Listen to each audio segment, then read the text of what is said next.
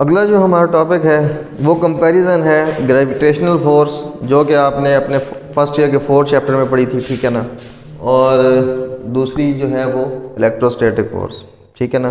तो पहले हम इनकी सिमिलैरिटीज़ को डिस्कस कर लेते हैं, उसके बाद हम इनके डिफरेंसेस जो हैं उनको डिस्कस करेंगे।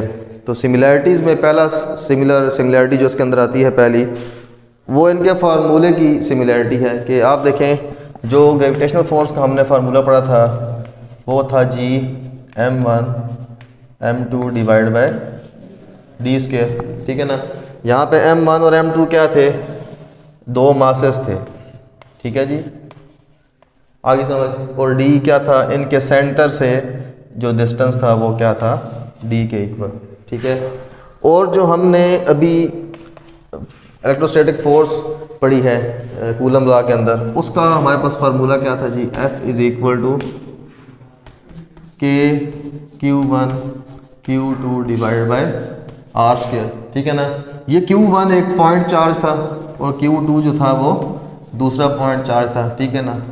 प्लस अगर हम दोनों ले लेते हैं, ठीक है। और R क्या था, इनके सेंटर से लेके इनका क्या था, डिफरेंस, ठीक है। तो आप देखें इनके फार्मूले में क्या सिमिलरिटी है कि दोनों फोर्सेस जो हैं, ये जो फोर्स है ये मासेस के प्रोडक्ट के डायरेक्टली प्रोपोर्शनल है, और ये जो फोर्स है ये चार्जेस के प्रोडक्ट के क्या है, डायरेक्टली प्रोपोर्शनल है, ठीक है ना। ये तो एक सिमिलरिटी इनके दरमियान आ गई, ठीक है ना। दूसरी सिमिलरिटी जो है आप देख लें कि इसी फार्मूले से आप देखें कि दोनों फोर्सेज जो हैं वो स्क्वायर और डिस्टेंस के जो स्क्वायर है उसके इन्वर्सली प्रोपोर्शनल है, ठीक है जी। Both forces are inversely proportional to the square of distance between their charges और देयर मासेस। यानी कि आप देखें जी, जो हमारे पास ग्रेविटेशनल फोर्स है उसमें हम दो मैसेज लेते हैं, ठीक है ना। तो उन दोनों मासेस का जो डिस्टेंस है, ग्रेविटेशनल फोर्स जो है उस डिस्टेंस के स्क्वायर के इन्वर्सली प्रोपोर्शनल है, ठीक है ना। मतलब डिस्टेंस जितना ज़्यादा हो जाएगा फोर्स उतनी कम हो जाएगी।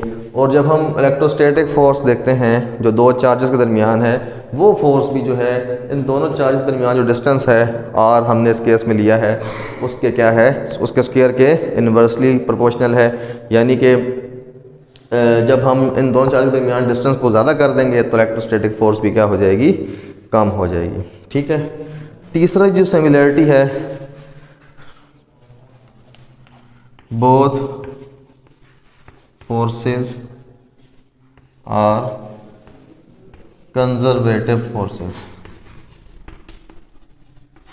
अच्छा, कंजर्वेटिव फोर्सेस क्या होती हैं जी हमारे पास, ऐसी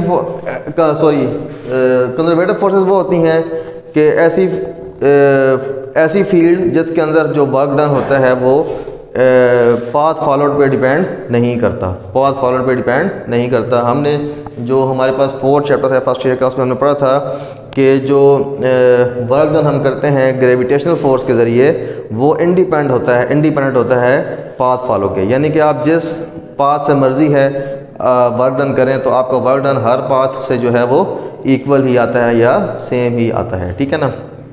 इस तरह इलेक्ट्रोस्टैटिक फोर्स के ज़रिए जो हम वर्क करते हैं वो भी इंडिपेंडेंट होता है किसके, पाथ फॉलोड के, ठीक है ना। तो बोथ फोर्सेस जो हैं वो कंजर्वेटिव, यानी कि ग्रेविटेशनल फोर्स भी कंजर्वेटिव फोर्स है और जो हमारे पास इलेक्ट्रोस्टैटिक फोर्स है वो भी क्या है, कंजर्वेटिव फोर्स है, ठीक हो गया जी। अब हम आगे इनके जो डिफरेंसेस हैं उनको स्टडी कर लेते हैं।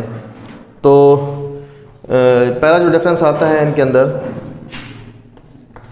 ग्रेविटेशनल फोर्स जो है वो सिर्फ अट्रैक्टिव फोर्स है, ठीक है ना। Gravitational force is only attractive force, it is only attractive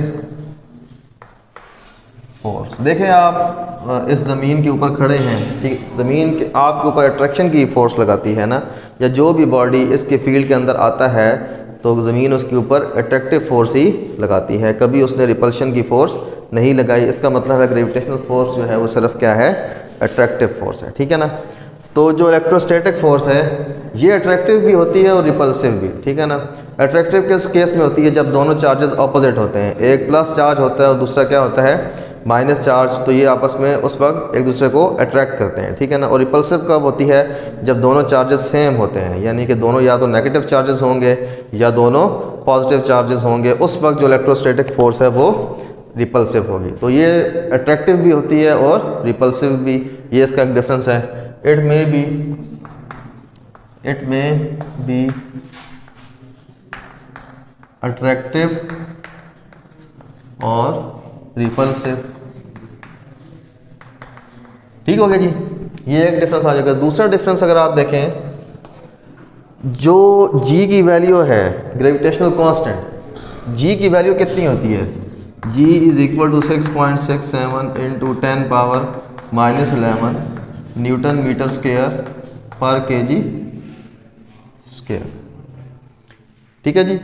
तो जो हमारे पास जी की वैल्यू है वो 10 पावर -11 मतलब बहुत स्मॉल है, बहुत स्मॉल है। इस स्मॉल वैल्यू ऑफ जी की वजह से जो हमारे पास ग्रेविटेशनल फोर्स है वो भी बहुत स्मॉल है, वो भी बहुत क्या है, स्मॉल है। Because as value of G is very small, so gravitational force is a weak force. G की वैल्यू जो है बहुत स्मॉल होने की वजह से जो ग्रेविटेशनल फोर्स है उसका मैग्नीट्यूड भी क्या होता है, बहुत स्मॉल होता है। आप देखें आपके इर्द गिर्द जितनी भी बॉडीज़ हैं वो एक दूसरे को अट्रैक्ट तो नहीं करती ना, नज़र तो नहीं आता कि वो अट्रैक्ट कर रही है। अगर वो अट्रैक्ट करती तो सारी बॉडीज़ आपस में जुड़ जाती, ऐसा तो नहीं होता। असल में वो एक दूसरे को अट्रैक्ट करती हैं, लेकिन इस जी की वैल्यू बहुत स्मॉल होने की वजह से जब हम m1 और m2 यानी कि उन दो बॉडीज़ के मासेस पुट करके मल्टीप्लाई करते हैं और जब हम इस फैक्टर से मल्टीप्लाई करते हैं तो वो फोर्स बहुत छोटी हो जाती है, तो हमें वो फोर्स महसूस नहीं हो सकती, ठीक हो गया। लेकिन जब हम k की वैल्यू पुट करते हैं, इलेक्ट्रोस्टैटिक फोर्स जो है हमारे पास, k की जो वैल्यू पुट करते हैं हम, k की वैल्यू हमने पढ़ी थी वो आती थी जी 9 इंटू 10 पावर 9, वो क्या था जी, न्यूटन मीटर स्क्वायर पर कूलम स्क्वायर। अब ये देखें 10 पावर 9 आ रहा है, ये +9 आ रहा है, ठीक है। इसका मतलब है 9 के आगे हमने 9 ज़ीरो और लगा देने हैं, ठीक है, तो वो बहुत बड़ा नंबर बन जाता है, करोड़ों का नंबर बन जाता है, ठीक है ना। इसका मतलब है कि ये फोर्स जो है 9, इस k की वैल्यू जो हमारे पास कांस्टेंट है, ये k की वैल्यू, k किसके इक्वल था, 1/4 पाई एप्सिलॉन नॉट, इसकी वैल्यू कितनी है 10 पावर 9, ठीक है ना। इसकी वैल्यू बहुत ज़्यादा है, ठीक है ना, ये वैल्यू बहुत बड़ी है। तो इसका मतलब है जब हम दो चार्जेस छोटे से भी चार्जेस लेंगे ना, चाहे उनका मैग्नीट्यूड छोटा ही क्यों ना हो, ठीक है ना, तो जब वो इस बड़े फैक्टर से मल्टीप्लाई होंगे तो ये फोर्स क्या हो जाएगी, काफ़ी बड़ी हो जाएगी। इसका मतलब है ये इसकी वैल्यू, k की वैल्यू जो है वो लार्ज है, तो ये फोर्स जो है वो स्ट्रॉन्ग फोर्स है। क्या है जी, स्ट्रॉन्ग फोर्स है। As value of k is very large,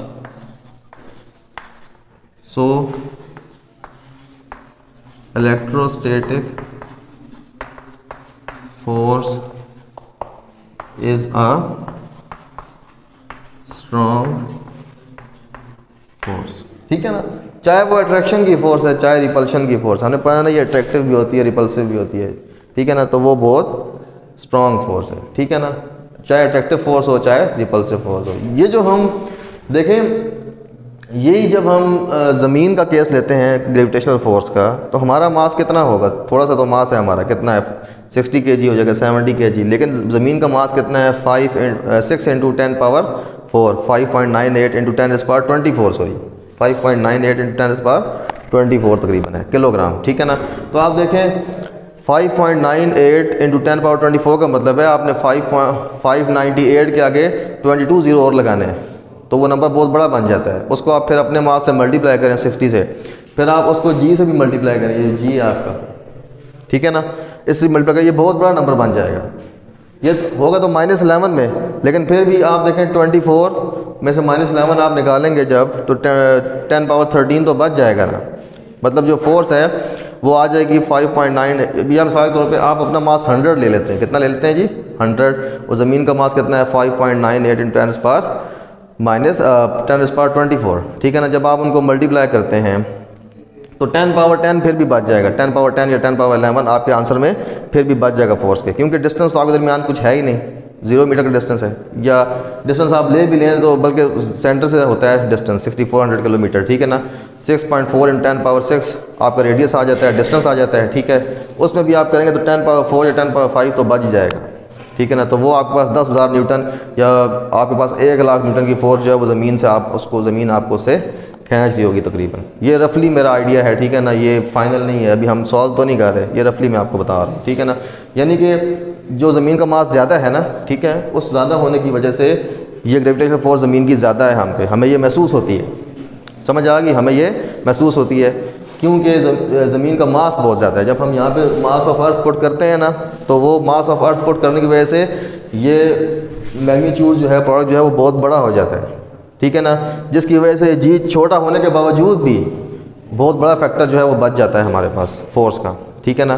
तो इस वजह से ज़मीन की फोर्स जो है वो हमें महसूस होती है, ठीक है, समझ आ गई। जो हमारे पास थर्ड डिफरेंस है इसके अंदर, दूसरा हमने डिफरेंस किया था जी, ये वीक फोर्स है और ये हमारे पास क्या है जी, स्ट्रॉन्ग फोर्स है, समझ आ गई। जो हमारे पास तीसरा डिफरेंस इसके अंदर आता है,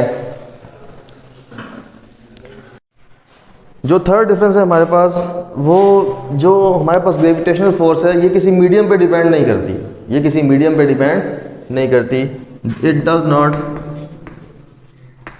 डिपेंड ऑन मीडियम, ठीक है, समझ आ गई। लेकिन जो इलेक्ट्रोस्टैटिक फोर्स है ये मीडियम पे डिपेंड करती है, ठीक है जी, क्योंकि आप देखें इसमें एप्सिलॉन नॉट का फैक्टर आता है। जो फोर्स है, फोर्स का जो फार्मूला है के और के की जगह हम जब पुट करते हैं ये हमारे पास बन जाता है 1/4 pi epsilon not Q1 Q2 divide by R square. ये मीडियम वाला फैक्टर इसके अंदर आ रहा है फोर्स में, तो इसका मतलब है ये जो हमारे पास फोर्स है ये मीडियम पे डिपेंड करती है, it depends on medium present between the charges, between the charges, ठीक हो गया। तो ये इनकी सिमिलैरिटी थी दोनों फोर्सेस की, और ये क्या है इनके डिफरेंसेस हैं, आगे समझ, ठीक हो गया।